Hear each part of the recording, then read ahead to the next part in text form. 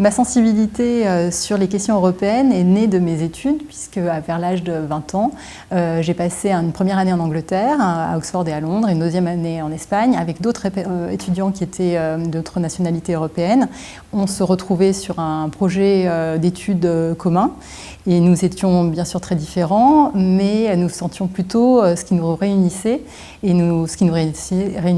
c'était une véritable identité commune, avec des valeurs qui étaient les mêmes, que nous partagions, et ça, c'était très fort. Moi, je travaille sur les droits de l'homme, et donc les droits de l'homme, ce sont les valeurs de l'Europe.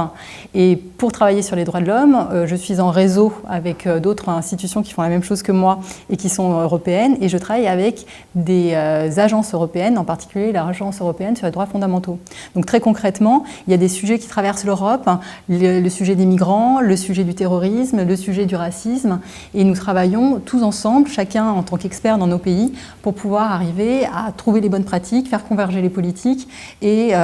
faire de l'efficacité sur le terrain pour que les gens soient plus unis. L'Europe traverse une crise, nous le ressentons tous, et les femmes peuvent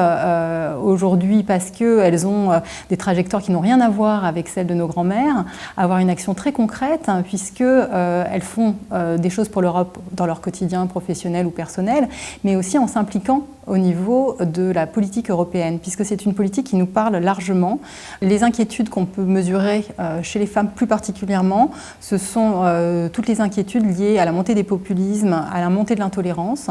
Et comme c'est un sujet qui traverse l'Europe de manière assez homogène, on peut s'attendre à ce qu'il y ait un mouvement de femmes